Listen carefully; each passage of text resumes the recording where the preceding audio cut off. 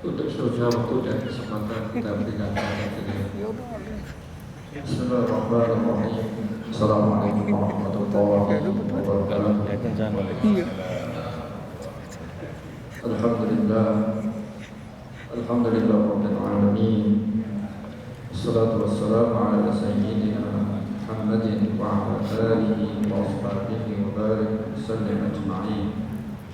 Allahumma fahimna asrar al-Qur'an wa waffiqna li khidmatihi waffiqna li khidmatihi fi kulli zamanin wa anin. Subhanaka la ilma lana illa ma 'allamtana innaka antal alimul hakim. Bapak Ibu jamaah salat maghrib rahmatullah. Selesai kita pertemuan yang lalu pembahasan seputar surat Al-Fajr. Malam hari ini ya, surat berikutnya kita akan membaca surat Al-Ghasyiyah. Bapak Ibu sekalian, Al-Ghasyiyah itu sendiri sebenarnya nama dari nama-nama yang dimiliki oleh hari kiamat. Kita tahu ada banyak nama ya, di antara nama yang dimiliki oleh hari kiamat itu adalah Al-Ghasyiyah. Nama hari kiamat itu dinamakan dengan Al-Ghasyiyah. Paling tidak Al-Ghasyiyah itu sendiri secara bahasa itu terambil dari kata tarsy. Tarsy itu yang artinya meliputi. Hari kiamat dikatakan Al-Ghasyiyah, dikatakan karena huru hara yang terjadi nanti pada hari kiamat. Situasi suasana yang mencekam, yang menakutkan, yang itu nanti terjadi pada hari kiamat, itu mencakup atau meliputi seluruh manusia yang ada pada saat itu. Makanya salah satu nama yang dimiliki oleh hari kiamat itu adalah Allah berfirman, hal ataka haditsul ghasyiyah. Hal ataka haditsul ghasyiyah. Kerap kita dapatkan dalam redaksi Al-Quran, redaksi tanya, sama seperti kita baca di ayat pertama dalam surat Al-Ghasyiyah ini. Tidak lain tidak bukan ada niatan atau dengan tujuan agar supaya kita bisa tertarik dengan apa yang akan disampaikan setelah pertanyaan ini. Ada haditsul ghasyiyah, tentunya kemudian ada pertanyaan dalam diri kita, apa yang dimaksud dengan al-ghasyiyah ketika Allah Subhanahu wa taala bertanya, telah datangkah kepadamu ya Muhammad? Apakah telah datang kepadamu ya Muhammad? Hajjaka ya Muhammad. Haditsul ghasyiyah. Haditsul ghasyiyah, berita tentang al-ghasyiyah, artinya berita tentang hari kiamat yang tadi saya sampaikan ya, situasi mencekam, situasi yang sangat menakutkan pada hari itu mencakup meliputi seluruh manusia yang ada. Adakah haditsul ghasyiyah. Terus wujuhun yawma idin khashi'ah. Ayat berikut. Ini ayat 2 ya. Disebutkan di sini wujuhun yawma idin khashi'ah. Terus amilatun nasibah ayat 3. Tasla naran hamiyah tusqa min 'ainin aniyah laysa lahum ta'amun illa min dhariyah la yusmin wa la yughni min ju'. Ayat 3 sampai dengan ayat 7 ini berkaitan dengan kondisi orang-orang kafir pada saat nanti hari kiamat. Kondisi mereka seperti apa? Nah, ini ayat-ayat ini, ayat 2 sampai dengan ayat berapa tadi? Ayat 7. Ini paling tidak Allah menggambarkan kondisi mereka seperti ini. Jadi kalau kita membaca ayat ini, ya kan itu kan kita patut bersyukur, ya kan. Alhamdulillah kita sudah menjadi bagian dari orang-orang yang beriman, ya kan? Mudah-mudahan kita dijauhkan dari apa yang diinformasikan oleh Al-Quran pada ayat yang kedua dan pada ayat yang ketujuh. Ayat yang kedua sampai dengan ayat yang ketujuh dalam surat Al-Ghasyiyah. Mudah-mudahan kita dijauhkan. Jadi kita bersyukur Bapak Ibu sekalian, kita sudah mendapatkan nikmat iman.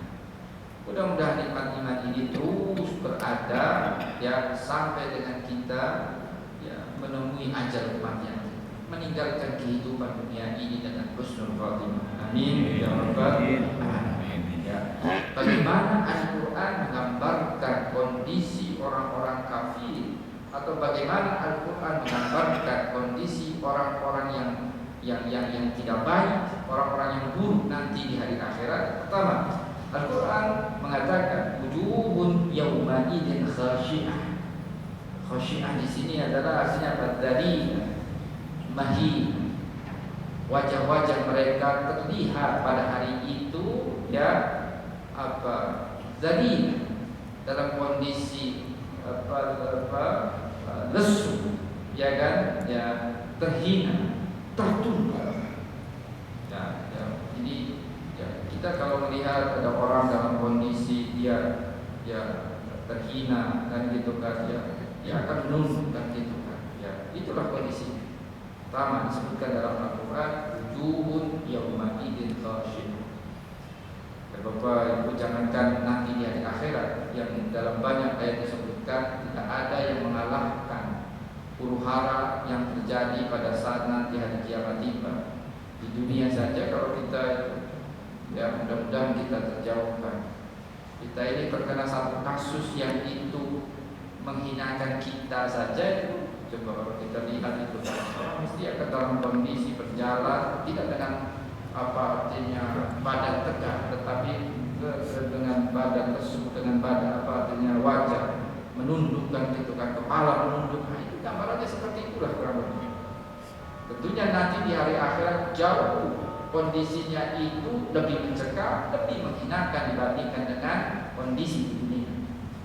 Amilatun nasibah, ya kan? Kepala wajah mereka tertunduk, ya kan, karena mereka merasa hina. Amilah, amilah ini apa? Terus mereka ini bekerja keras. Nasibah ini terlihat mereka ini sangat capek sekali, ya kan? Kondisi mereka ini tidak fresh. Kalau kita melihatnya, mereka pada saat itu mereka sangat tidak fresh kan, sangat tidak enjoy, ya kan gitu kan? Kelihatannya sangat capek sekali. Mereka terus pada saat itu melakukan hal-hal yang itu membuat mereka ini capek dalam kondisi capek. Daibatul amal fima yut'ibha wa yushkiha. Itu yang dimaksud dengan amilatun nasibah. Mereka terus berupaya untuk keluar dari kondisi yang menakutkan, yang menyedihkan, yang menyusahkan mereka. Ini yang menjadikan mereka terus dalam kondisi lelah, letih, capek. Ini yang digambarkan dalam Al-Quran, amilatun nasibah, ya kan? Karena dalam sejumlah ayat yang lain kan, mereka ini dalam kondisi nanti itu dibelenggu, ya kan? Orang dalam kondisi dibelenggu itu gimana? Gitu kan?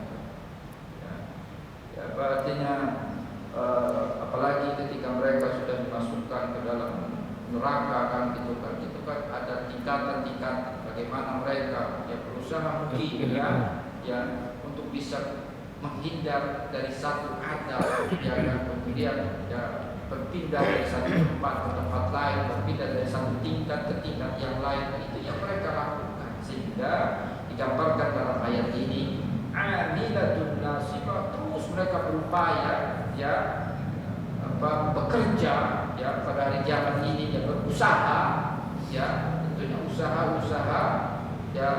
perbuatan-perbuatan yang mereka lakukan ini itu yang menjadikan mereka ini letih, capek, ya kan gitu kan? Ini yang digambarkan dalam ayat ini, amilatun nasibah.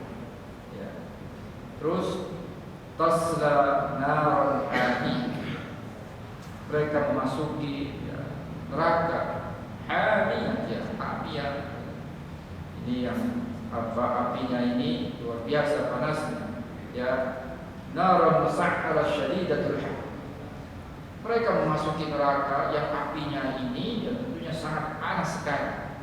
Kalau berbicara tentang artinya panasnya api neraka, tentunya lagi-lagi Bapak Ibu sekalian tidak bisa ini artinya disamakan dengan artinya api dunia, kan begitu artinya panasnya itu. Bahkan dalam ayat yang lain menyebutkan sampai terasa dalam hati kita itu api neraka itu kan, sekian ribu tahun api neraka ini artinya dalam proses artinya pembakaran, sehingga itu yang menjadikan tidak sembarang api dan tidak bisa disamakan dengan api dunia.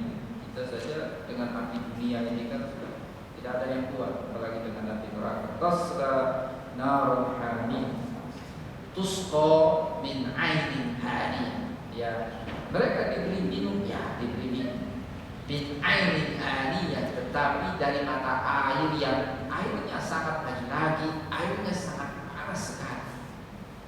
Itu sampai dalam banyak penjelasan disebutkan kan itu wajah mereka terbakar, bahkan usus-usus mereka itu karena saking panasnya ini, tapi tidak ada pilihan.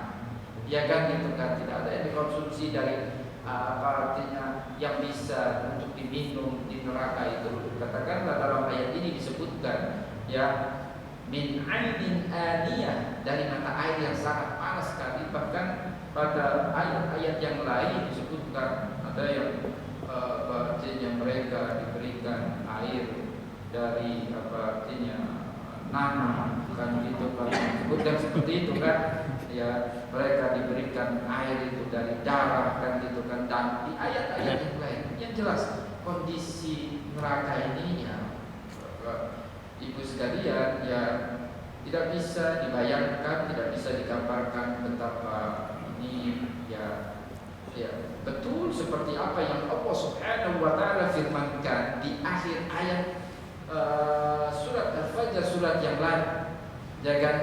Bagaimana Allah Subhanahu wa taala berfirman fayu'adzibuhu, ada ayat fayu'adzibuhu la yu'adzab, fayu'adzibu adzab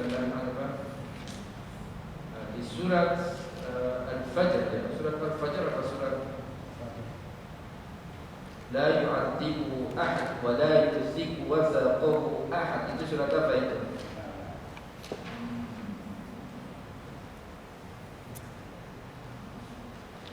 Wa yu'adzibu adaban la yu'adzibu ahad wa la yusiku wasaqahu ahad, surat Al-Fajr, kan, surat Al-Fajr, sebelum ayyatuhan nafsul mutmainnah, kan?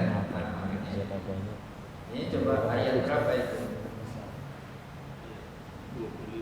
Ayat 25. Itu kan fayu'adzib yawma idzin la yu'adzibu 'adzabahu ahad. Itu kan ayat 25 dalam surat Al-Fajr. Tidak ada seorang pun yang bisa mengalahkan Allah Subhanahu wa taala dalam mengadab orang kafir pada saat itu. Wala yusiku wazaqahu ahad, tidak ada satupun orang yang bisa mengikat orang kafir sangat keras, sangat kencang ikatannya ini, sangat kuat ikatannya, sehingga tidak mungkin ada yang keluar dari azab Allah ketika Allah memasukkan orang tersebut ke dalam api neraka. Tidak ada yang bisa terlepas, kan, dari belenggu ketika Allah Subhanahu wa taala mengikat dengan belenggu. Artinya penjelasannya itu dari firman Allah Subhanahu wa taala di surat Al-Fajr tersebut, yang antaranya seperti ini, kan? Tasla narun hamiyah tusqa min 'ainin aniyah laisa lahum ta'amun illa min dhari. mereka ada yang mereka makan di neraka itu ya digambarkan ada makanan tetapi tori itu ya makanan yang berduri.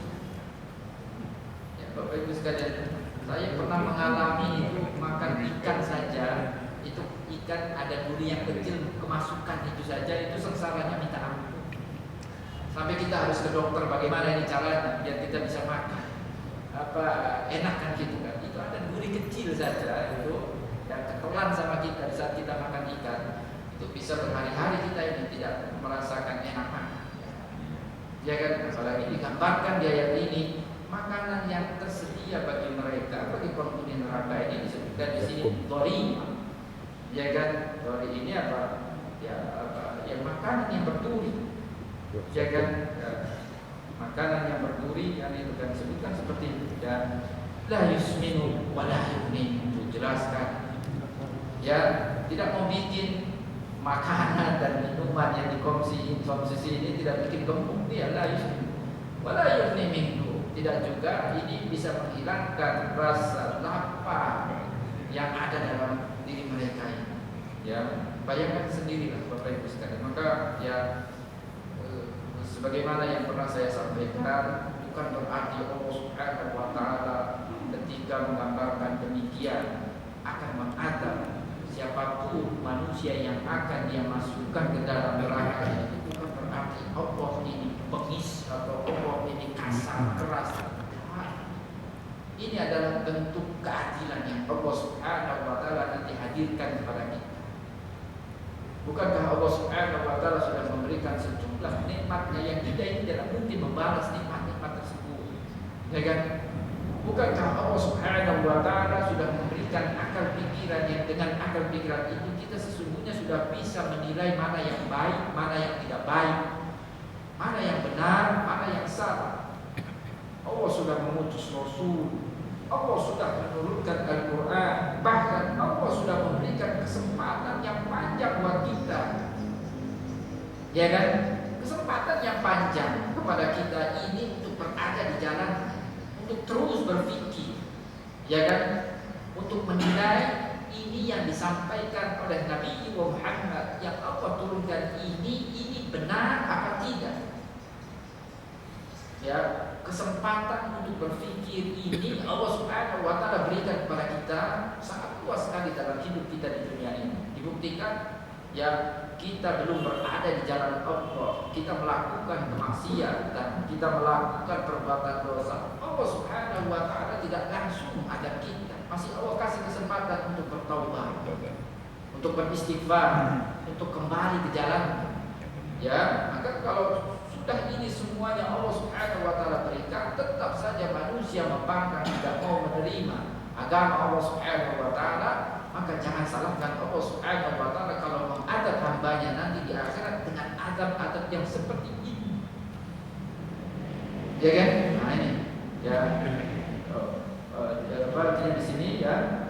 Jadi sampai di mana laisa lahu la yusminu wa la yughni ju'a. Ini gambaran ada dari di ayat yang kedua sampai dengan ayat yang ketujuh dalam surat Al-Anbiya berkaitan dengan ya kondisi manusia nanti di hari akhirat, mereka-mereka yang dijauhkan dari rahmat Allah Subhanahu wa taala. Ya, tentunya kemudian ayat berikutnya ayat 8 ini kondisi sebaliknya. Kita berdoa mudah-mudahan kita termasuk dalam kelompok ini. Wujuhun yawma idzin na'imah bisa'yiha radiyah fi jannatin 'aliyah la tasma'u fiha laghiyah fiha 'ainun jariyah fiha sururun marfu'ah wa akwabun mawdu'ah wa namariqu masfufah wa zarabiyyu mabsusah. Ayat 8 sampai dengan ayat 11. Ya, sudahlah, ini adalah bagian dari penggambaran akan nikmat Allah Subhanahu wa taala yang Allah janjikan bagi penghuni surga. Ya, tentunya ini sebatas penggambaran yang dalam faktanya jauh lebih dari apa yang Allah Subhanahu wa taala gambarkan pada ayat-ayat ini berkaitan dengan nikmat-nikmat Allah Subhanahu wa taala yang dijanjikan bagi penghuni surga. Ya kan? Maka Makanya ada hadis Rasulullah sallallahu alaihi wasallam kan ketika berbicara tentang nikmat surgawi, kata Rasul, "Mala 'ainun ra'at." Ya kan? Kenikmatan yang belum pernah terlihat oleh mata. Ya kan? Wala udhun sami'at. Kenikmatan yang tidak pernah terdengar, ya kan, oleh telinga kita. Wala ma khatara 'ala qalbi bashar, kan? Sesuatu yang belum terbayangkan. Ya kan? Nah, itu dalam hadis Rasulullah SAW menyebutkan berkaitan dengan kenikmatan duniawi. Jadi kalau orang di dunia ini mereka bergelimang dengan kenikmatan duniawi yang temporer ini, ya, yang sesaat ini, ya kita ya bersyukur ya ketika kita ya terus berada dalam iman, berada dalam kondisi iman, terus beramal saleh ini. Mudah-mudahan kita termasuk orang-orang yang diberikan janji-janji baik oleh Allah Subhanahu wa taala sebagaimana digambarkan dalam ayat 8 sampai dengan ayat 16. Ya kan? Tidak ada apa-apanya kenikmatan duniawi dibandingkan dengan kenikmatan akhirat. Ya kan? Ya, kalau kenikmatan duniawi ini kan ya ini apa artinya, katakanlah ya kan, kalau kita membaca firman Allah Subhanahu wa taala berbicara tentang sangat sedikit sekali dunia kenikmatannya, sekalipun sebanyak apapun kenikmatan itu, dunia itu sesungguhnya sedikit dibandingkan dengan nanti yang Allah Subhanahu wa taala janjikan di akhirat. Allah Subhanahu wa taala berfirman itu dalam salah satu ayat, qala wa man kafara fa umatti'uhu qalilan. Disebutkan qalilan, sedikit. Itu berbicara tentang nikmat dunia. Allah katakan, orang yang kafir ini saya akan berikan dia ini kesenangan, kenikmatan di dunia. Kesenangan, kenikmatan di dunia qalilan, yang sedikit itu. Ya kan? Artinya apa? Kenikmatan duniawi ini sebanyak apapun di sini ini dalam pandangan Allah sangat sedikit dibandingkan dengan nanti di hari akhirat. Nah, itu yang Bapak Ibu sekalian. Jadi kita ini apa artinya, jangan pernah merasa apa dianaktirikan. Kita ini jangan pernah merasa tidak dipedulikan oleh Allah. Kita ini jangan pernah merasa ya apa dinomorduakan atau tidak diperhatikan oleh Allah. Misalnya kita, Allah Subhanahu wa taala coba kita dengan segala keterbatasan selama kita ini terus berada dalam keimanan dan terus memperbanyak melakukan amal saleh. Yakinlah bahwasanya apapun yang Allah tetapkan atas diri kita sesungguhnya itu adalah yang terbaik bagi kita kalau kita sikapinya dengan sabar dan syukur. Ya. Wujuhun yawma idzin na'imah. Ya, na'imah itu ya apa? Zata bahja wa hasan wa isyraq wa nadar. Artinya apa? Berseri-seri. Wajah mereka pada hari yauma idzin, pada hari itu kan gitu kan na'imah. Terlihat senang. Ya kan? Berseri-seri. Ya. Nah, ini ayat ini menggambarkan berkaitan dengan orang-orang yang akan mendapatkan rahmat Allah Subhanahu wa taala nanti di hari akhirat. Bisa'iha radi. Ya, atas apa yang dulu pernah mereka lakukan di dunia dari amal-amal saleh, ya kan itu kan, ya. Radiyah, ya. Dia ridho, dia puas atas apa yang Allah Subhanahu wa taala berikan kepadanya dari ganjaran pahala. Ya. Li'amaliha alladhi 'amilathu fid dunya radiyatan mutma'innah lihada li'anna hadha al-'amal awrasahu al-firdaus darul muttaqin. Karena apa yang dia lakukan dari amal-amal saleh selama di dunianya itulah yang menghantarkannya menjadi penghuni surga. Ya kan? Radiyah, puas. Ya. Ada di ayat yang lain kan radiyatan mardiyah. Ya kan? Ridha dan yang diridhoi. Ya kan? Allah Subhanahu wa taala ridho. Ya kan? Ya. Dengan apa yang sudah dilakukan oleh hamba-hambanya dari amal saleh, ketaatan kepadanya. Mereka pun merasa ridho dan puas dengan ganjaran yang Allah Subhanahu wa taala berikan kepada mereka. dikatakan lisa'iha radiyah fi jannatin 'aliyah, di surga yang tinggi, ya kan? Ya. Terus la tasma'u fiha laghiyah, digambarkan di sini kondisi surga. Ya, kamu tidak mendengar di surga itu, ya, la tasma'u fiha laghiyah. Laghiyah itu apa artinya? Perkataan yang ya tidak memberikan manfaat.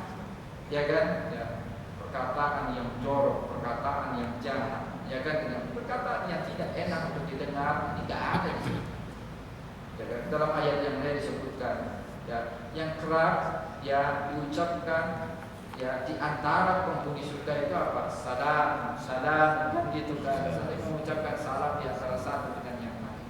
Tidak ada yang keluar dari mulut penghuni surga itu kecuali kebaikan.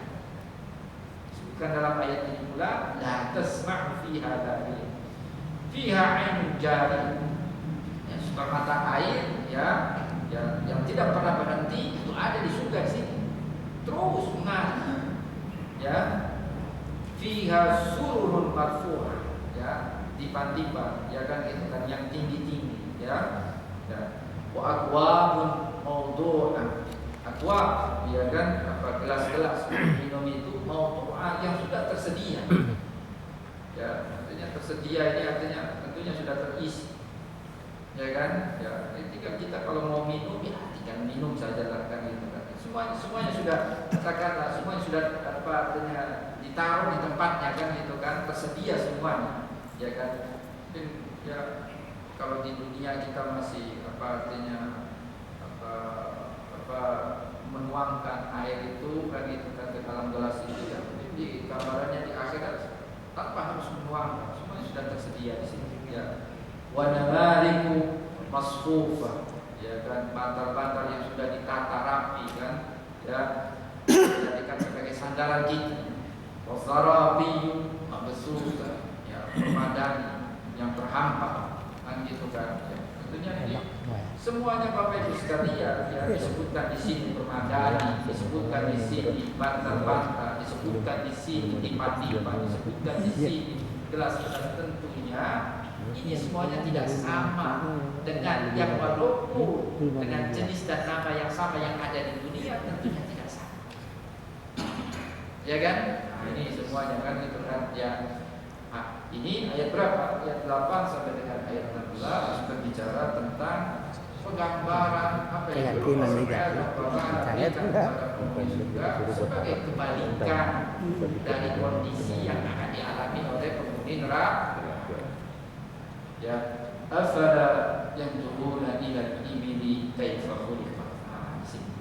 Setelah Allah Subhanahu wa taala sedikit memberikan gambaran berkaitan dengan penghuni surga, berkaitan dengan penghuni neraka, Allah Subhanahu wa taala pada ayat 17 ini ya dzakara ta'ala ad-dalail ad-dala 'ala qudratihi wa wahdaniyatihi.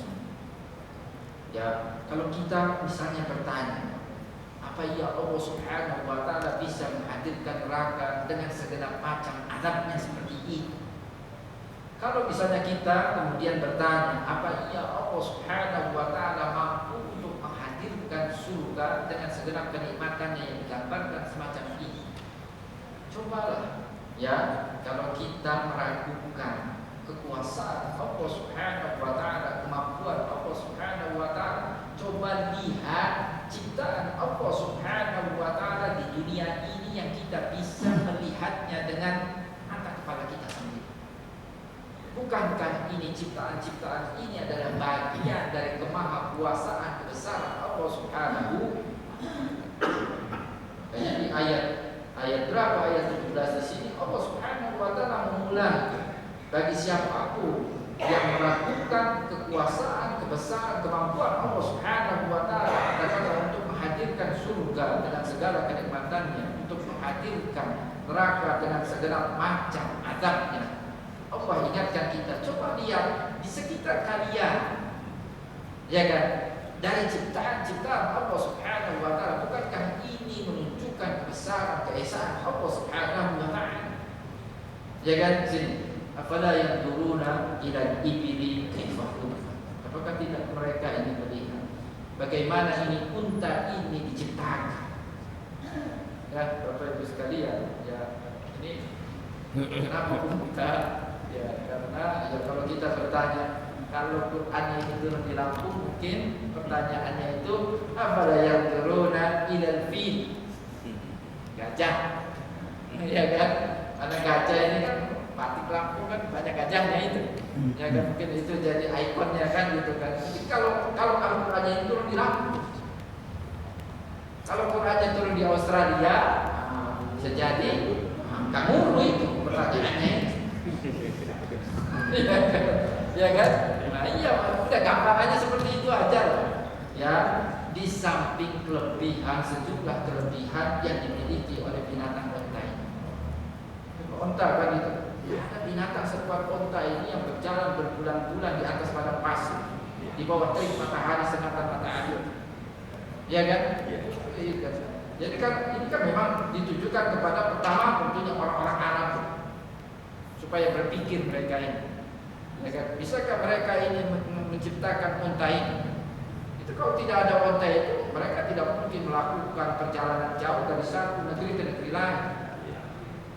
Ya, karena hanya unta yang bisa mengangkut mereka dan mengangkut barang-barang mereka. Maka ada istilah di kalangan para orang Arab itu, ya kan, ya sebelum ditemukan mobil tentunya, sebelum ditemukan pesawat, nah gitu kan yang canggih-canggih itu kan, itu unta itu bagi mereka itu safinatus sakhar. Apa safinatus sakhar? Bahtera